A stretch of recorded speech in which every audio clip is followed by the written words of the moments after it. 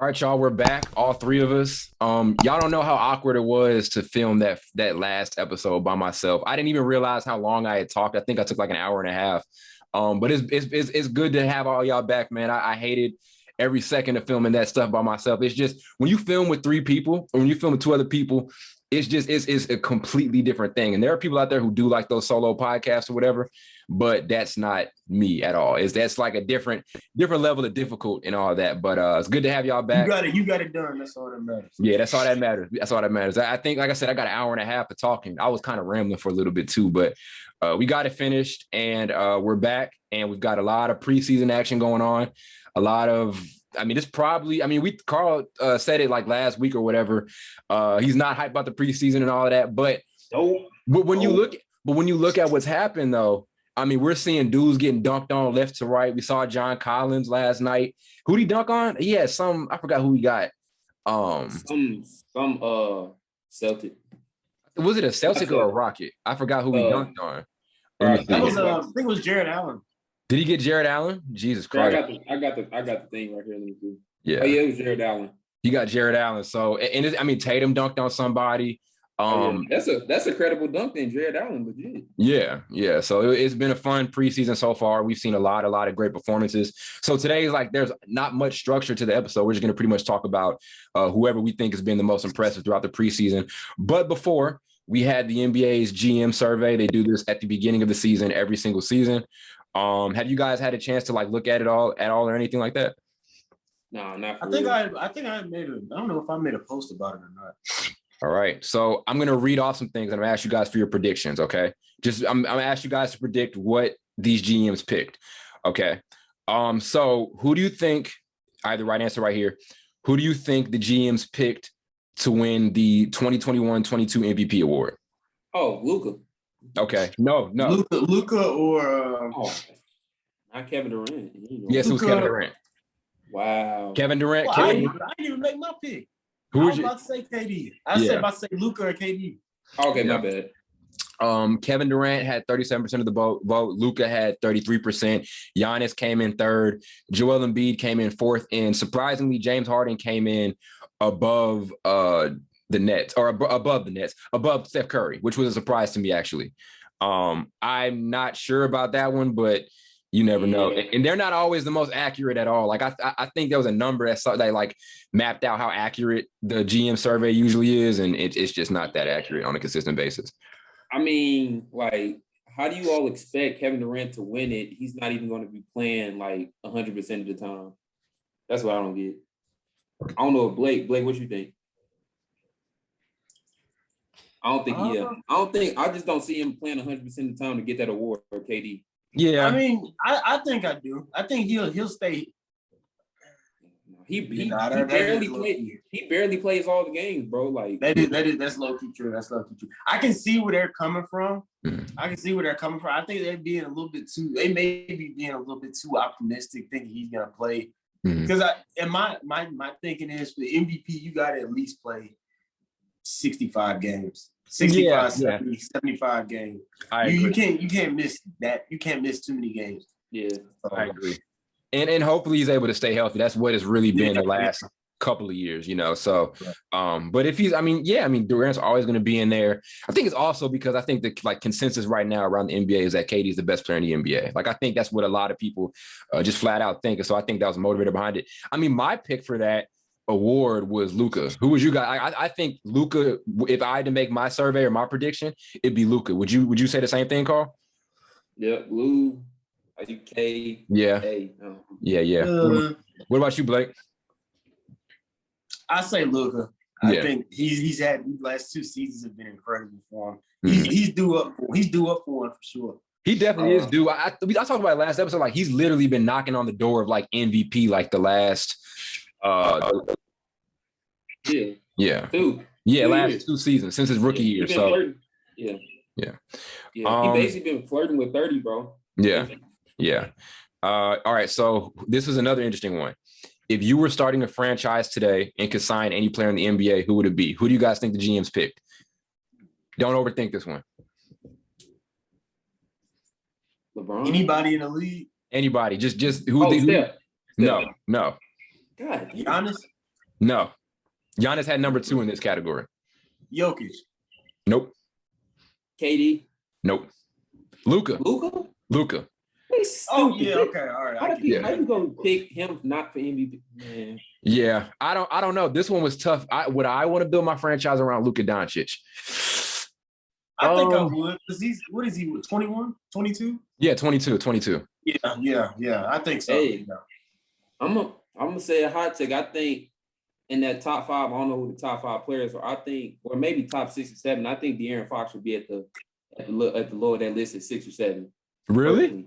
Oh, yeah. For guys you want to build a team around? Yeah, like when you say build around, most likely they're going to be young players, like 3 to 4 year players, or 2 to 3. So that's what I'm thinking.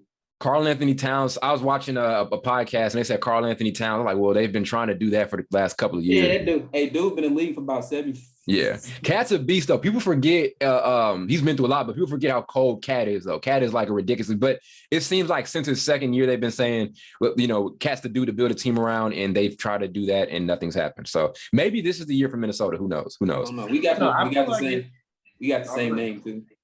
Yeah, they do. Carl and Carl. How about that? I mean, I feel like if he was in a different situation, it would turn out better. Without a doubt. Minnesota's a dumpster fire. Yeah. If you look at how Kevin Garnett's career started off, it wasn't very easy. Yeah. As far as team, it took them a while once they got like Isaiah Ryder. I don't know if you all know what it is. Mm-hmm. Yeah. I give them credit though. I think they have a really good young squad right now. Like I really, really do. And I could be a little bit too excited and optimistic about it, but I think they've drafted pretty well the last couple of years. I think this could be a year where they maybe surprise some people. I don't know. I've been completely wrong about Minnesota before, but you said you doubt it? Yeah, we'll see.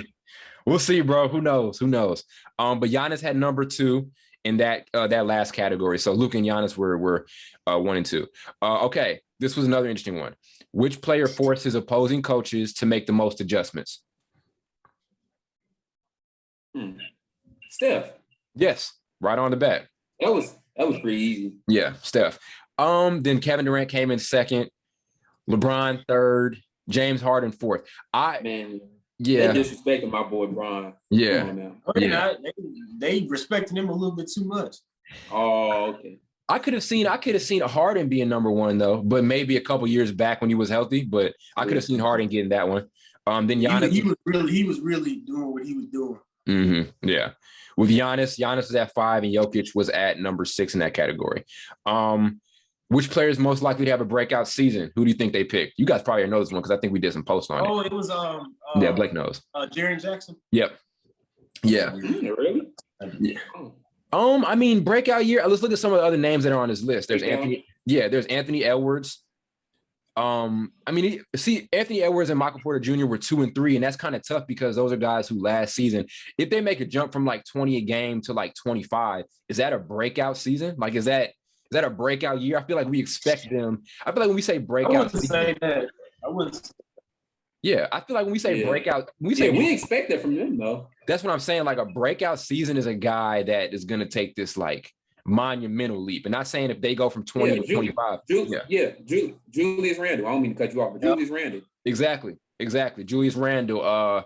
That's what I think of as a breakout season. I think we expect Porter Jr. to come in and be like 25 a game and Edwards to be north of 20 a game too. So yeah, I mean, I can see it, I guess. The number 4 was Darius Garland. Keldon Johnson came right after that, which I think Jordan Poole should be up there. I think so too. And we're going to talk a lot about Jordan Poole today too. We're going to get to him because he's been killing. I think Ayton should be on that list. I think so too. But okay, my question with that, Carl, is lineup is too crowded. Yeah, I would agree with that. But do you think Ayton's role is going to be any different than what it was last season? Is my only question. No, I'm just saying. I was like just thinking in terms of if he gets like the touches he gets because we don't expect him to get those numbers, but he has the talent too. That's how I'm thinking. My only thing is I would say so, but I think they're going to use him in pretty much the same way as they did last season. And I think he'll be within that same range. Yeah. Yeah, he probably only go average 17 points, bro. Yeah. 18. Yeah, it could have been a better season from I mean, they almost won a championship, but I definitely agree with the point that he was kind of underused, but it worked. So hopefully they can find different ways to help him show off different parts of his game. And he still kind of did it a little bit in the playoffs. Like he was getting in face-up situations. He was posting guys up. So just, getting him into more of those situations on a consistent basis, I think could boost his numbers up and potentially make him an all-star. I don't know. Maybe a little too bold of a prediction, but who knows? I'm not going to ask the rest of these positional questions because they're all pretty obvious. Like, who's the best point guard in the NBA? They said Steph Curry. Best shooting guard, James Harden. But then they have guys like listed. Carl always talks about how the game is so like non-positional. Like they have Luka listed in like the shooting guard and point guard categories, and they've got like LeBron listed in small forward and power forward. So that's why I don't want to get into that too much. It's confusing. Because, bro, like, it used to be positional things are based off height. So LeBron can be considered too small to play power forward. Yeah. He's only 6'8". Mm-hmm. Only 6'10" and above players are power forwards. Yeah, true. Very true. I can't say this list is, I know people get pissed about this stuff every year, but I'm not mad about this at all. I agree with the Kevin Durant thing. I slightly disagree with the Luka thing. The opposing coaches was interesting. I don't really have much of an opposing opinion to that. It was just interesting to see what they picked. All in all, I thought they did a decent job where they'd usually screwed up in the past. So, solid stuff from the GM. Shout out to the GMs. So as I mentioned, we have preseason action. I've been tuned in every single one of the games, most of the games actually. I know Carl and Blake, you guys have been in on baseball and all of that stuff. You guys were texting about the World Series yesterday. Not the World Series. What's going on right now in baseball? Is it the playoffs? The Cardinals choking again. Yeah, we ain't gonna talk about them Cardinals. My dad called the Cardinals because they a bird. He called them the dead birds because they always dying at the wrong time. So did they get kicked out, lad? Like did they get eliminated? Yeah, they lost yesterday. They blew the game because they put a terrible pitcher in. Yeah, y'all were going in yesterday. I was just looking in the chat. Y'all saw me looking in the chat, wasn't saying nothing because I had nothing to add to the conversation. But we've still been keeping up with the NBA stuff for sure. We're just going to talk about some of our favorite preseason performers because there have been a lot from rookies to second-year guys to whoever. So let's start with Carl. Carl, name one guy. We're going to kind of go round table with this. Name one guy who you've been super, super impressed with so far throughout this preseason action. It's two. It's Bo. Mm-hmm. I just watched the game the other day. Mm-hmm. And then Malik Monk. Talk a little bit about Bo. From my two. Yep. Man, he was what we've been preaching probably since like the first episode we did a couple months ago. Is if you give this dude a chance, he can be a lead on defensive end, and then he can block some shots like I was just saying. He can dribble the whole length of the court, make a pass. He's a pretty good passer to be 7'2", in my opinion. Yeah. He can spread the floor and shoot. He can pull up like KD. He adds like everything a player will want, especially in 2K or something. Yeah. But yeah, he has everything a player will want, bro. Like if you like growing up playing basketball, like literally everything. Yeah, he's a demigod. He's definitely a demigod. It's like he's definitely the prototype. When people talk about demigods in 2K, it's him. But yeah, he showed a lot of great stuff. I was impressed with the jump shooting.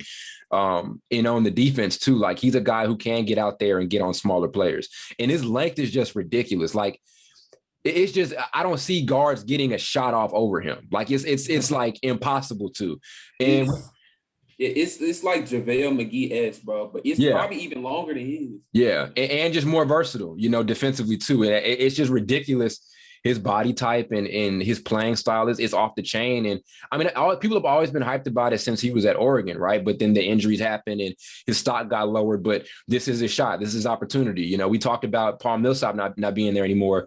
He should be power forward number 2 on this roster, and they should use him if they want to get those boosts on the defensive end and, get some stuff going offensively as well. So he looked amazing. And I think him and Bones Highland are going to be like a great young player tandem off the bench for Denver because Bones Highland also showed a lot of great stuff too. He's really crafty getting to the rim. He showed a lot of amazing stuff. Like he I could be crazy, but I'm seeing some Jamal Murray in him. Maybe not the handle may not be as good, but like the herky jerky, the hesitations and all of that. His scoring bag is off the chain, and he was doing it against he was getting guarded by Otto Porter a couple times last night, and he was getting past him and getting to the rim and scoring. So he actually reminds me, and this dude never really panned out in the NBA. I guess not yet. I don't even know what team he's on now. but he still might be in the G League. But remember Bones from Tennessee in college?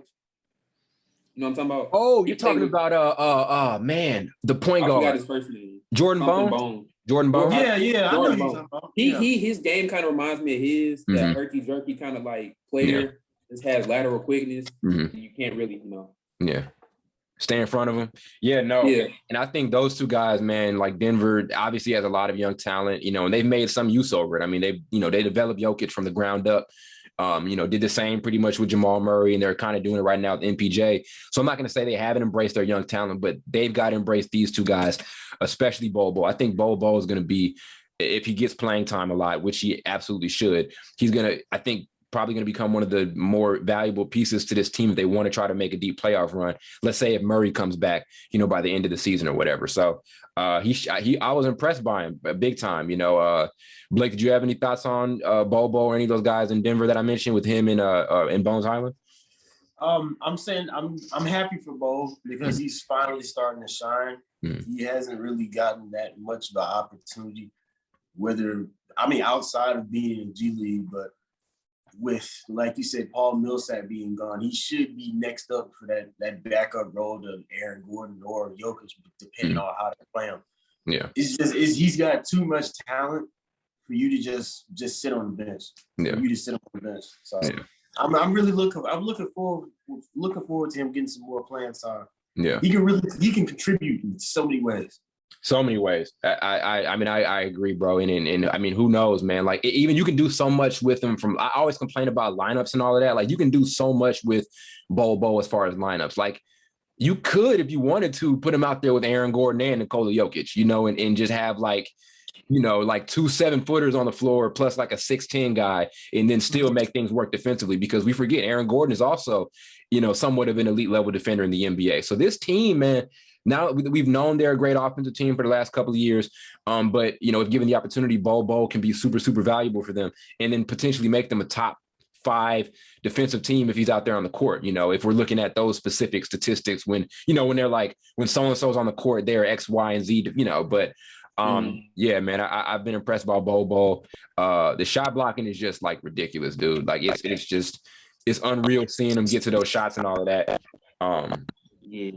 Definitely a player who keeps guys out of the paint. So yeah, it's like impossible to get a shot over him, bro. I was watching it yesterday. Somebody put a shot like way up. You know how Steph be doing them like high arcing layup. Yeah, he still blocked it, bro. Like, you can't do nothing. You can't do nothing about it, bro. He should definitely play, man. It's almost like playing them games at Six Flags when the hoops are like super high. Yeah, you gotta like shoot it like way up in the air or something. Yeah. You gotta be a little too creative to try to get your shot up over Bobo. Now that's not for my Steph Currys or my Kyries. Them dudes are gonna figure it out. But against most NBA guards, bro, he's gonna have his way defensively, and I'm just excited to see that. Another name you mentioned was Malik Monk. Carl, your guy, Lakers. Talk a little bit about him and what he's been able to do so far. I mean, he looking like the second coming to J.R. Smith with Denver. Y'all know. Yeah.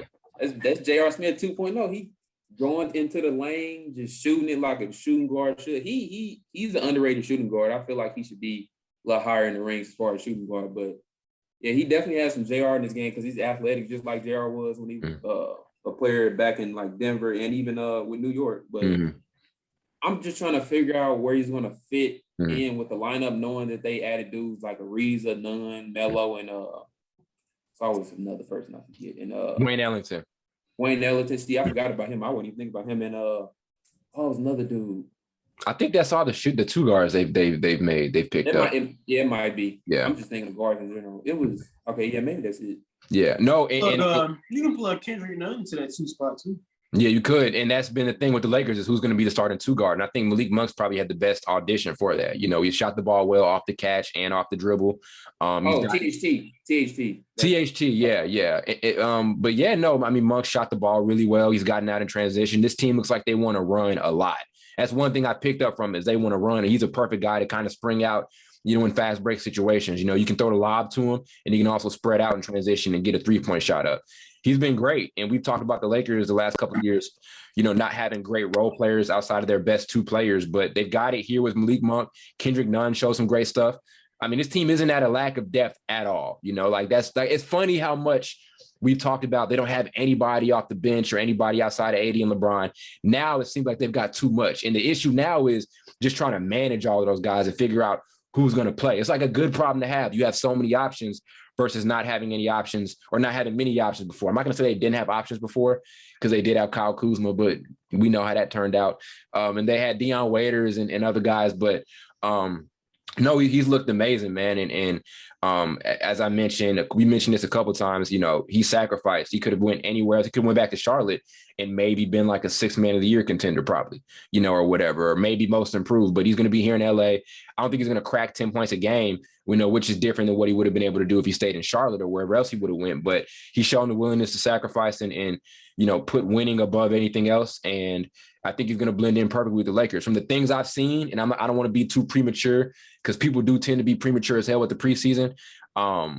He may look like the starting shooting guard for this team, you know, from what I've seen so far. Yeah. He better be, because I don't know. I don't know if they. I couldn't really see them starting Wayne over here. Yeah. Wow. Yeah. No, yeah. I can see Wayne. Wayne's a good shooter. Wayne's got yeah, for sure. Wayne. Yeah. I'm trying to think. Was there anybody else? Because there are a couple games from LA. Was there anybody else that impressed you so far from LA's preseason games? We haven't seen Russ and LeBron, obviously, but is there anybody else?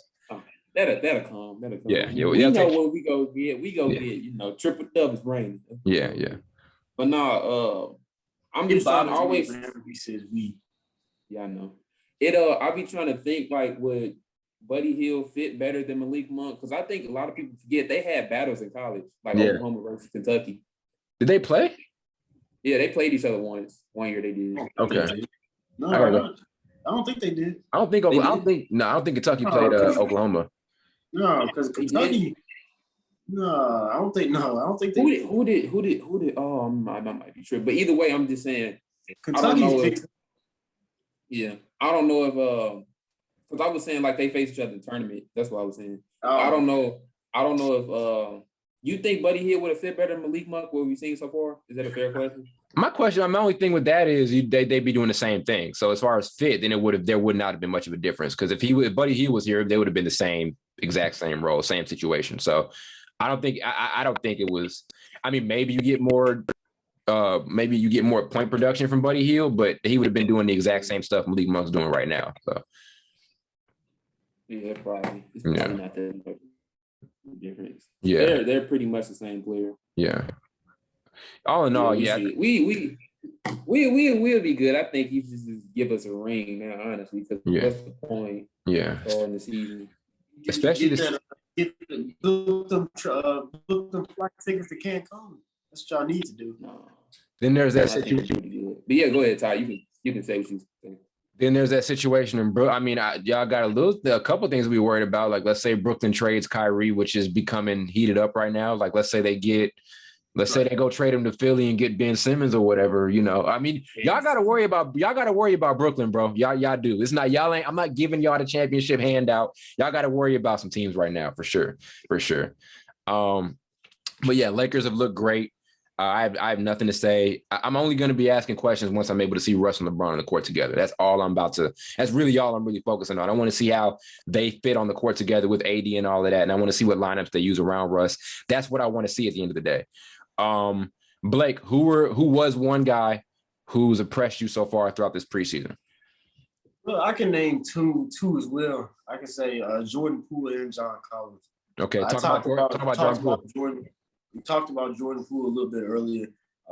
Coming out of Michigan, really known as just a shooter. Mm-hmm. That first year wasn't nothing to write home about, but that second year, you seeing him start kind of come into his own a little bit. Now that he's been under Steph and Clay's wing, I think this year he's gonna have a big break. Not a big breakout season, but at least a breakout season. I don't know. I was telling Ty that he should have been on that list for players you should watch to break out. So, and same thing for John Collins too. Did pretty good last year, but I think he's going to take that next step and really be that sidekick alongside Trey Young. Yeah. Let me see. I was about to say. I forgot what I was about to say. You can go ahead, Ty. I forgot what I was about to say.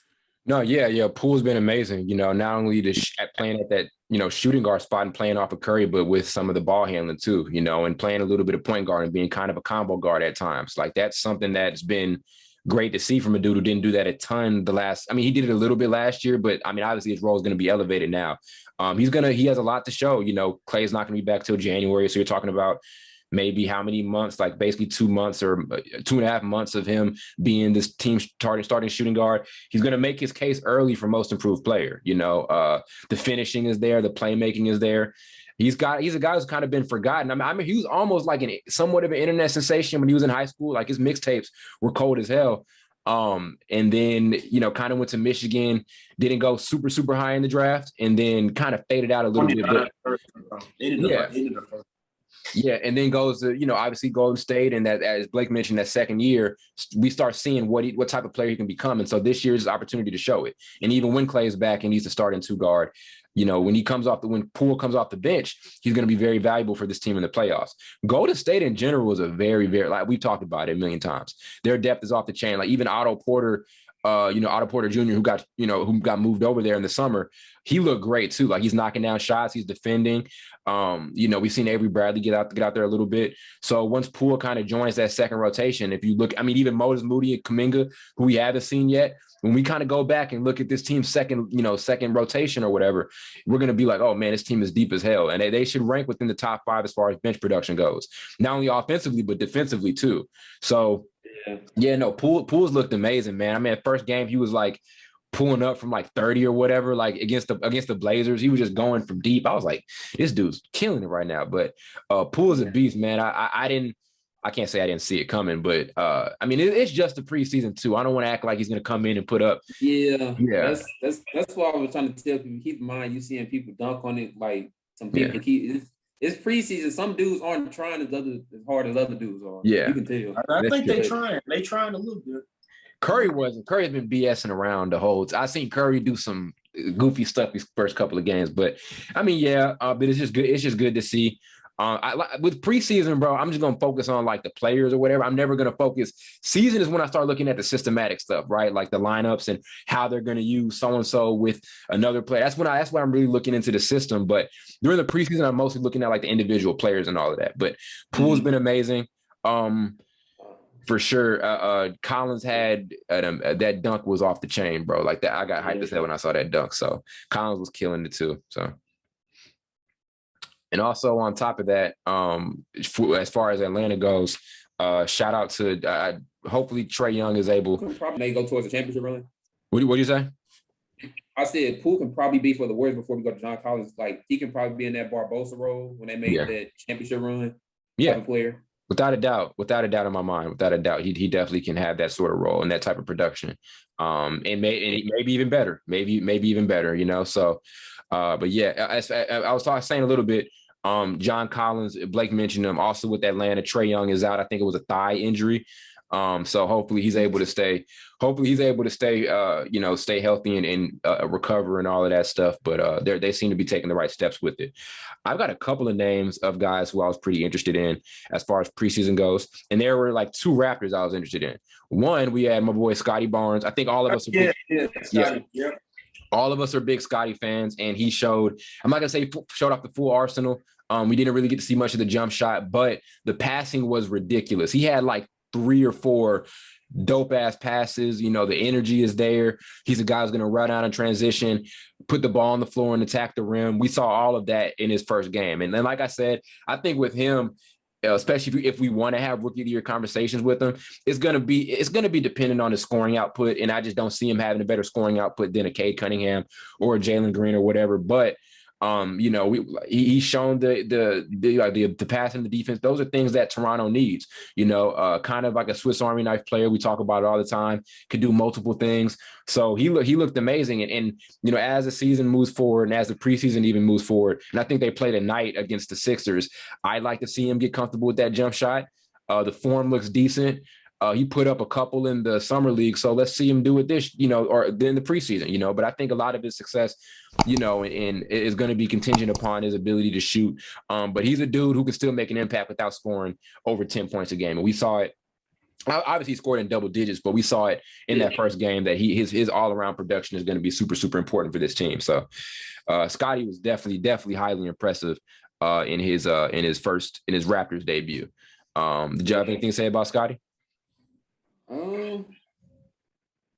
Not really. I think his jump shot to get better. He'll be fine. Like you said, he made some great passes. I can really see a lot of Draymond Green in his game. Yeah. But I think he's probably going to be. I can see him being a better offensive player over time. Yeah. Because Draymond Green started off as a defense, like a decent, offensive player. Then he kind of went down. Yeah. So that's definitely my comparison. Yeah, Barnes was killing it. Then there was Precious Achiuwa too. And last year, Toronto did not. One of the big complaints about Toronto, I don't want to get into. I was talking to my coworker about this because he's from Toronto, or he's from Canada. He's a Raptors fan. But the thing with the Raptors is this: they didn't play at home at all the entire season. They were literally where are they at in Tampa Bay? Tampa. Tampa. So you have to give them a little. I definitely give last season. I don't give asterisks. Y'all know that. But last season I give them asterisks because they just literally didn't have a single home game. There was no comfortability. Guys were in and out because of the COVID situation. But this year they bounced back. And one basketball issue they had was their lack of size. They got Precious Achiuwa, who showed some solid productivity last year in Miami. And like I said, it's just one game, one preseason game. But he showed a lot of offensive versatility, got down around the rim in that dunker spot and finished around the basket, even showed off a jump shot that we didn't see at all in Miami. So Precious Achiuwa, the addition of him is going to solve a lot of their issues down low and in the paint, where they just didn't have that presence, really since Marc Gasol, and I know I think they got Kim Birch, but that didn't make much of a difference at all. But Precious Achiuwa and another guy who I think not a breakout year, but who can, definitely see a boost as far as numbers go and just be that almost Montrezl Harrell type of guy, who can run the floor, defend, be tough around the basket and all of that. And he just kind of fits this team's culture perfectly, and he was one part of that Goran Dragic and Kyle Lowry trade that just didn't get talked about a ton. Yeah. Do you think he can be more compared to, like you said, a Marc Gasol or a Serge Ibaka for the Raptors? Probably a Serge Ibaka because Marc Gasol, you have to talk about the passing, and I don't know if the passing for Precious Achiuwa is there just yet. And even when we talk about the Serge Ibaka thing, I don't know if he's got 3-point range. I think he took a 3-point shot actually in that first game, but I don't know if he's got that 3-point range just yet. And I don't know if he's as polished defensively. We're comparing a vet to like a second-year guy, so it's tough to tell. But his role will be similar to that of a Serge Ibaka. I don't think they'll be asking Scotty Barnes to do a lot more like the front court playmaking than they will do with Precious Achiuwa. But he looked great, man. I was happy to see what he did. As I said, one of the most underrated pickups by any team this offseason was a pickup of Precious Achiuwa. Like I say, one game, one short preseason game. I don't even know how many minutes he got, so I'm not going to overreact. But I was always excited about this pickup, and I'm glad they were able to get him. So, yeah, you know how the media go. Like, say, dude, he shoots 25% from three in the 3 preseason games he played. Then in the regular season, he shoot 45%. Oh, he got a lot better. Yeah. I think Wayne Ellington shot like 2. I think Wayne Ellington shot like 2 for 7 from 3 in the first game, and I was like, dude, if you're. I thought you was about to say he shot 2. I thought you was going to say he shot 2%. I would have laughed. Nah, he shot like 2 for 7, and THT shot like 28% just from the floor, and I was like, I said, I think I tweeted, I was like, Lakers fans don't care about this shit at all. Like y'all gonna be whack. Yeah. Whack. Yeah, Blake probably taking it to the grave. I know Skip Bayless was like overreacting, like he was overreacting big time today, but that's what he does. That's what he. I ain't gonna lie though. Skip said this is funny. He said I can't wait to watch LeBrick and Westbrook in the playoffs break all them shots from half court. Yeah. Well, that like I said, that fits something that I've got to see with the Lakers before I really make any judgment about them. I think I'll be reacting more to like tomorrow's game because they play somebody Friday night. And Russ and LeBron most definitely are going to be playing. There's no doubt in my mind they're going to be playing. So that's when I'm going to get a little bit more zeroed in on the Lakers. Right now, I've just kind of been looking a little bit, but I want to see how those guys fit together. That's how I want to see how they fit.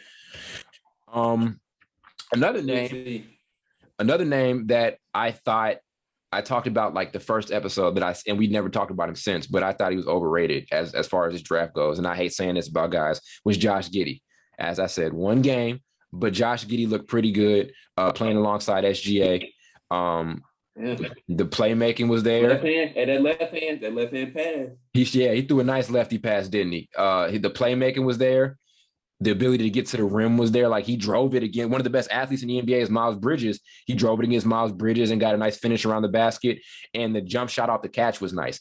Now he does shoot he shoots like a fourth grader. Like he kind of leans into it looks. Have you ever seen his jump shot? Is it a push? It's a push shot. It's a push shot, but it went in off the catch, and that's something he's gonna have to do. So like Jaren Jackson. Yes, he shoots he shoots exactly like Jaren Jackson. Exactly like Jaren Jackson does. But they went in, and that's something he's gonna have to be able to do playing alongside with SGA. I don't know how I felt about SGA as a playmaker. I've always known SGA as this great, scoring combo guard. He's a solid playmaker, but that's what Josh Giddey's role should be, is to be this versatile, playmaking guy from the 2 or from the 3 or wherever they decide to play him at. And he showed off a lot of that. You mentioned the cross-court pass, the ability to get to the rim and dish it out. So, I mean, I don't want to overreact, as I said, but that was a guy I wasn't really excited about at all. He's skinny. He's like a TikTok star too. I'm not too hyped about those types of guys, but why you hating, Tom? You hating? Hey, you sound like me. I was never on the Josh Giddey train, but I got to give it to him. He looked pretty damn good just in that first game, and so if he's able, and we also didn't even get to see much of him in the summer league. I think he got hurt like the first summer league game. After that first dunk, he got hurt. Yeah. So hopefully he's able to keep it up, bro. I think it's going to be interesting seeing how he's able to adjust, once everything starts amping up a little bit, because like I said, he's not a big guy at his position at all. How tall is Josh Giddey? Is he like 6'6", 6'7"? Josh Giddey. 6'8". He's 6'8". Wow. Yeah. So and so he's going to be going head to head with a lot of big bodies at that small forward position, so it's going to be interesting to see how he adjusts there. But I think he's gonna be. You don't think he's gonna be playing? I think that they may play him at the 1. They may, but then they're still going to be putting. They're not going to guard positionally now. They're going to put small. They're going to put 6'8" guys on. They're going to put small forwards on them. Defensively. Yeah. I don't know. We got to keep in mind, bro. We be forgetting these dudes that be playing NBA like 6'5" on average. Dudes are huge. I'm so bad at predicting height, bro. Like I'll ask how tall he is, then I'll say like the most inaccurate height of all time or something like that. I've been saying, even without not even basketball, but I've been saying Tom Brady's 6'6" for like the last 3 years, and Carl be like, he's like 6'3". Yeah. Just imagine Kyrie Irving, who's like 6'2", 6'3", playing football. He was that height. Yeah, isn't that crazy? That's true. You just don't. And that's the thing about the NBA is like, that's why I got to get to a game, because I feel like seeing these dudes in person be that tall and that quick and that skilled it's just insane. That's why Carl and I talked about the other day. That's why Isaiah Thomas, for him to be pretty much my height and do what he did like in his prime. Yeah, he was short.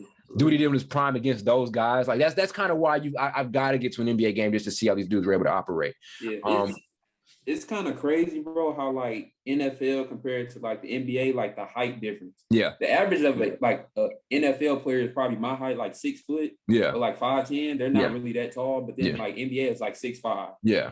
Everybody's tall as hell. Like even the dudes you think like the TV do something to you. The TV make you look small or short or whatever. So you think it's Steph Curry a little dude. Steph Curry ain't no little dude. You know what I mean? Steph Curry 6'3". Yeah, dude. Yeah. You thinking, Kevin Durant too. Like Kevin Durant skinny, but if you see Kevin Durant, you're gonna look like the little kid looking up at him. So that's different. Yeah. That's different. Yeah. Like Yeah. So he's 7 foot. Yeah, without a doubt. They tried to say he was 6'10". Well, didn't they try to say he was 6'10" before? 6'9". Even Jason Tatum himself going in, he was 6'7", now he's 6'9". Yeah. I don't know how that happened. Yeah. He probably grew a little bit. Yeah, he was like 20. Yeah. When he or somebody like up to 22. Or somebody in the NBA running the table with Carl, or somebody running the table on the sizes and all that. So I don't know who could be that. I don't know, because people in sports with this height stuff, bro. Because Kyler Murray, they list him as like 5'10", and I don't think he's 5'10". No, he's 5'10". He looks so small. He good though. I give him that. He's got to be 5'10". What are you saying he is? He has no way he's 6 feet, bro. Oh, you're saying he's shorter. He's 5'10". No, he's not 5'8". Yeah, I'm saying he's shorter. I'm saying he's shorter, not tall. Drew Brees was how tall? He's 5'10". He's still good though. MVP That dude, that dude be doing it. But I guess another performance I wanted to talk about was because my boy, I was trying to tell people they should draft him, but nobody wants to listen to me but the Nets. Cam Thomas. Yeah. That boy nice. Yeah. Yeah. That's he's certified scorer. Yeah, he is. Yeah. And to those who think he's not going to play, I think he is going to play. I think they're going to kind of ask him to do the same thing that Mike James did off the bench last season. Now, I didn't like they got rid of Mike James. You remember how hyped everybody was when Mike James got there? They should have kept him. They should have, but he'll play that same role. He's a very creative scorer. Like I said it last episode. He'll look like one part of it. Like he's definitely a dude who's just natural with it. He's done it on all three levels, like high school, NBA. We saw in the summer league. Very creative shot creator. Great shooter from distance. Interchangeable at the guard spot too. Like you can play him with the Harden or with the Kyrie. If he can come off the catch and knock down shots. So His offensive game, not athleticism, because he isn't as athletic as Anthony Edwards. I think it's skill based. It's skill based. 100%. Yeah, him and Anthony Edwards, as far as like offensive talent, are very similar. Yeah, very creative. One thing I'd like to see him get better with a little bit. I saw it in the SEC tournament. I think it was the SEC tournament last year at LSU. His shot selection is kind of iffy. Yeah, but I think that'll probably come with experience. Yeah. When you a skilled scorer like that, bro, you take dumb shots sometimes. Yeah, that happens. And maybe maybe it won't be much of an issue for him here in Brooklyn because I don't think they can. You talk about this team wants to win a championship, so maybe they're not going to. And to your point, like that is something a lot of people aren't really like. That's why people are skeptical when they're talking about just scoring-minded players coming out of the draft. That they're going to take bad shots or they're going to do, X, Y, and Z, but it'll be interesting to see how he's able to adjust. And he's got great leaders around him, even if Kyrie isn't there for how many home games, Kyrie was a great leader to Landry Shamet. Kyrie was a great leader. He's always been a great leader to the younger players, so you see how Jason Tatum and Jaylen Brown talk about him, and all of that. So I think he's going to pick up a lot of game from him. This is a young scorer. Think about this. You're a young scorer. Your game is scoring. In your first season, you're playing with James Harden, Kyrie Irving, and Kevin Durant. That's like a dream. That's an open book test. Has there ever been a rookie? There's never been a rookie in NBA history who's walked into a situation like that. I'm trying to think. To where you have literally the three best scorers in the game right now, all on your team. Like his bag, how deep his bag is going to be by like his fifth year is going to be absolutely insane. I don't think you can name it because. Yeah, because I don't think it's never been a situation like that. Exactly. So like your first season, bro, you're a scoring-minded player, and you get to take tips from freaking Kevin Durant and Harden and Kyrie. He's in heaven right now, and he's got a chance to win a championship his first season. So yeah, that's crazy. You a rookie, bro. Like Magic, like this. I don't understand how. Like I don't think people realize how rare Magic win the championship his first year. Like this as a rookie. Yeah. That don't happen, bro. That don't happen. That doesn't happen. And as a first, was Magic drafted first overall? Yeah, I think so. Yeah. As a first overall pick. So that's like insane. First year, first championship. Yep. That's some insane stuff. The Bulls have been fun to watch. Now they played one game. I think they play again today, but they were that first game, those highlights, it was like a thread I just sent you. Where they had like the fast break plays. Oh my goodness. They had like a lob from half court to that. Lonzo Levine. Yeah, Lonzo Levine. I told people this was gonna be a run and gun team. You were gonna see a whole bunch of running and a bunch of lobs. Yep. And I can honestly see them being I can honestly see them being as high as the fifth seed. Mm-hmm. Maybe I might be going far with the fourth, but fifth, fourth, I think they'll get a Heat and run for their money. They definitely will. They definitely will. To your point, I think the GMs had them. The GMs, that's one thing they screwed up at. The GMs don't even have them in the top 7. As far as like what, top teams? Eastern Conference rankings. So, yeah, that's one thing I disagree with as far as the GM rankings went. I guess they got to believe it to see it. I guess it's that type. True. Of thing. But they have Indiana over them, though. Yeah, no. Yeah. No. I don't know. But no. Indiana, really? Yeah, no. Indiana's like that last. They picked 7 teams. Indiana's 7. So that's crazy. So they're what's an I can see why, but I think I can see why, but talent wise, it's not. What's in Indiana? I don't know. I mean, they are a basketball city, apparently, allegedly. Blake, I heard you, Blake. Blake was gonna say. I know. I can't say it, but I got the joke from him. But no, they were extreme fun to watch. Alex Caruso was getting in on some of it too. Like he had a dope pass to I think DeMar DeRozan. Talking about the GOAT?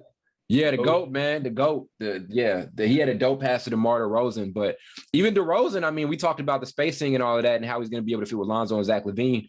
He got off the catch and knocked down a jumper. If he can do that, and even the announcer sounded surprised when he did it, if he can knock down like 2 of those a game, yeah, they were surprised.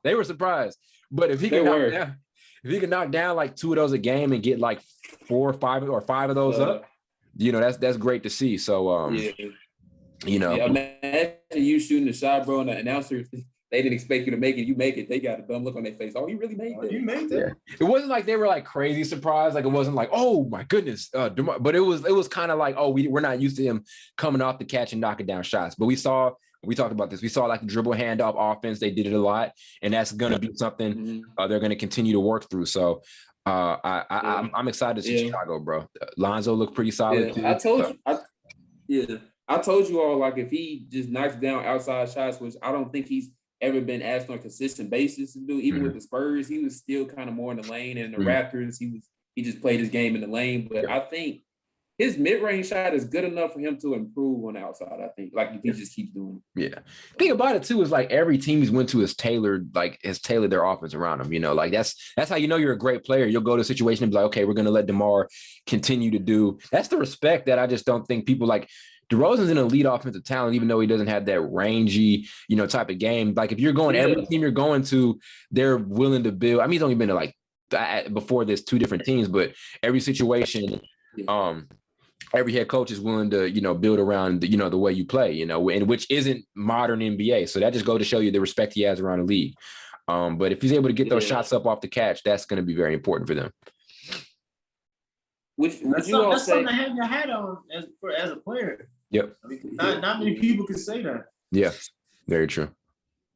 Where would you all rank him as far as top like mid-range shooters in the league right now? Top 5 at least. Name me 5. That's kind of a small. Kyrie is definitely probably one, or Jason Tatum might be one. Those are too close. Tatum's tough. It's not that big of a. It's not that big of a sample size. Really. That's true. KD, because I don't think his mid-range usage may be the highest in the NBA, so you almost have to give it to him. Because I don't know. True. KD won. Yeah, I say Chris Paul won. His mid-range usage, Chris Paul's up there. He's up there, but I don't think. I think so. No, he ain't won. Let me see if I can find a stat on that, because I feel like DeMar DeRozan, because he just doesn't take any shot outside of the lane. So when you talking, okay. Yeah, I'm talking about usage now. Yeah, and you almost have to, if his whole game is around the mid range and he's scoring like 20 a game off of that, you have to give it to him. Yeah. Kevin Durant's up there, but I feel like if your game is just revolved around that, and that's what you're like, that's literally how you make your, you're doing what you're doing. I think you almost have to give him that. You almost have to give him that one. So yeah, all in all, man, Chicago looked fun to watch. I'm definitely going to be tuning into this team a lot. Yeah. Also, I want to see what Patrick Williams is able to do this season too. So we'll see what happens. One more guy, and y'all can name. I got 2 more. I'm gonna quickly talk about. Trey Murphy has been a sniper so far. He was picked up. I forgot where he was drafted from. I think Trey Murphy was picked up from Virginia. Auburn.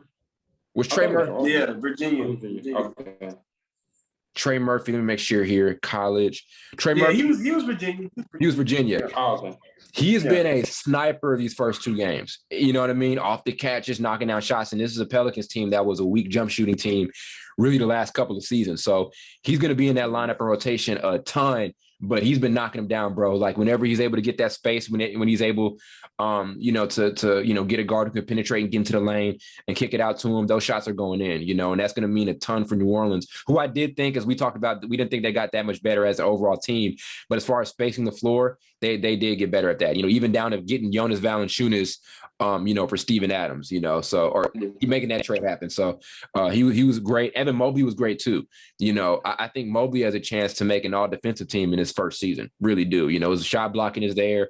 He's muscling up on guys and dunking on them. We didn't see much of the jump shot just yet, but we're starting to see the defensive stuff, the passing.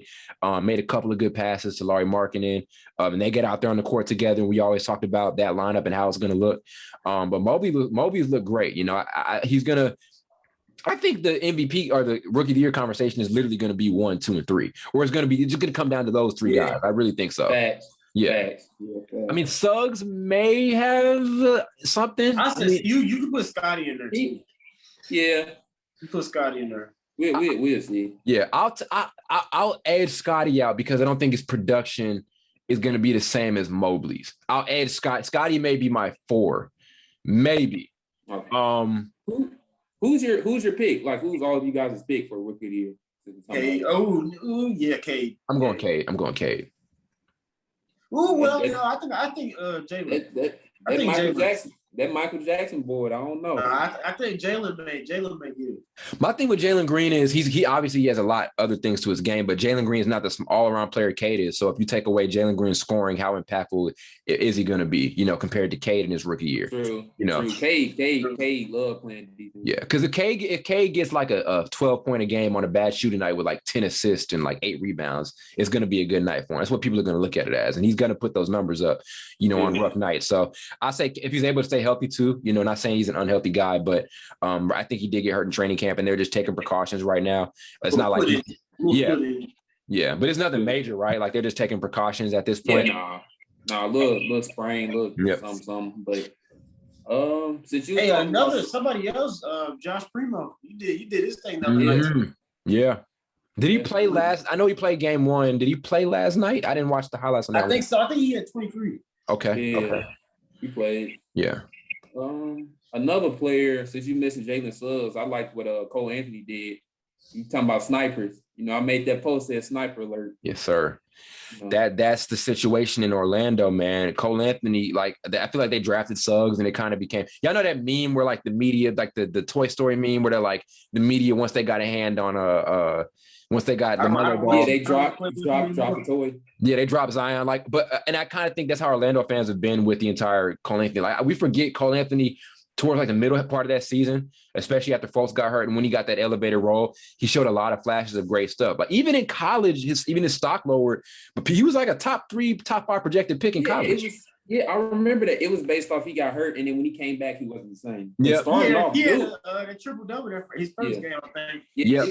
Because starting off, dude was like knocking down everything. Killer, and so I mean that's going to be an interesting dynamic, and it's not like those guys are competing with each other, like their chemistry is off the chart. Their guard chemistry is really off the charts. Like they love each other, all 4 of those guys, him, RJ Hampton, Markelle Fultz, and it's like a brotherhood type. It really is. They're going to be fun to watch, dude. Even down to Mo Bamba, Mo Bamba showed a lot of great stuff. Even last year. Yeah. But he's knocking down, he's getting down, not stretching the floor, knocking down shots. He's playing inside. I don't think there's a team in the NBA, if you're a basketball fan, that's legitimately going to be bad to watch. There were some teams that were bad to watch the last couple. Maybe, it was a team right now that just. You said Washington? My bad. I was clearing my brain. They'll be boring. Yeah. I don't think it's a bad. I was gonna say the Kings. They still have De'Aaron Fox and other players. So, and I want to see Davion Mitchell. I want to see Davion Mitchell. Off night. Yeah, I want to see Davion Mitchell. That's why I'm gonna tune into the Kings, because Davion Mitchell is fun as hell to watch. He scrapped out with Paul George last night. He almost ripped Paul George. Paul George hit like a tough shot over him, but he went out there and checked PG a couple of times. But no, Cole Anthony is definitely a good name to mention. Knock down shots, the playmaking's there, and when him and Suggs on the court together, from just what we saw, they look pretty good. Even this summer league too. We talked about it with Cade Cunningham in Detroit. Like those guys are going to be, that lineup we saw in the summer league is going to be pretty much the lineup we're going to see during the regular season. So it was almost the same way with Orlando. So they've had a lot of court time together, so they should be able to make it work. I think they brought Jalen off the bench last night. So we'll see how they manage the guard situation, the point guard situation. But Cole looked amazing. He did look amazing. It's kind of unique how, like, NBA players like that now, like their dads played in the league, like they can just get a view of how the game goes, whatever. Because Greg Anthony's a dad. I don't know if people know that, but Greg Anthony's a dad, so he was a nice little pro, so he can kind of see how to play the game right way. So that's nice. Yeah, that means that's gonna mean a lot. It is so many guys in the NBA right now whose dads were in the NBA. You don't realize it until you look at their last name. Be like, this is son. Even Glenn Robinson. That's the most boring player in recent memory. Kenyon Martin's son. Yeah, Kenyon Martin's son. Did Kevin Porter Jr.'s pop up? I don't know about that one. I don't know. Okay, I may be going a little too far there with that one, but yeah, it's a lot of.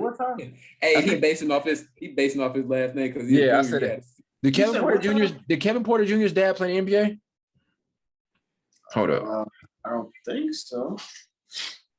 I may be wrong here. Okay, there's. No, he didn't. Okay. Yeah, I was wrong. I got a little too. I was like, hey, everybody got their dad in the NBA, but everybody in. Well, Jaren Jackson dad played in the NBA. He did. I knew that one. Yeah.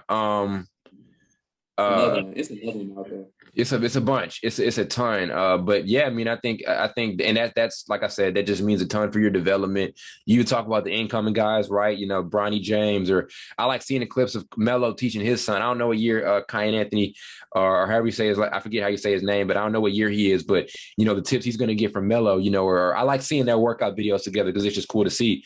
But yeah, man, it just means it means a lot for those guys as far as their development goes, to just kind of understand how to move and how to operate in the NBA. But I'm excited to see Cole Anthony. I think Anthony is a sleeper. It's so many sleepers right now for most improved.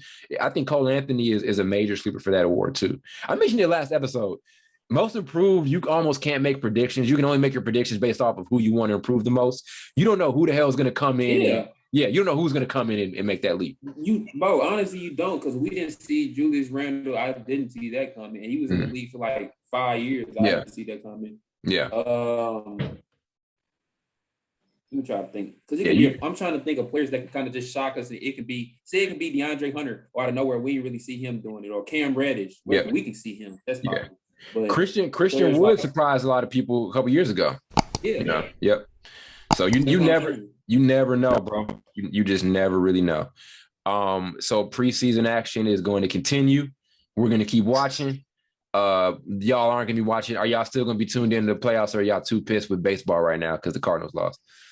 Oh no, I'm gonna be tuned in, but I like baseball. I tell you, it's some good college football games coming on this weekend. It is. Oklahoma, I think Oklahoma and Texas, and Texas go beat them. What they throwing up the horn like this? I think what I'm looking for is Penn State and Iowa. That'll be a good one.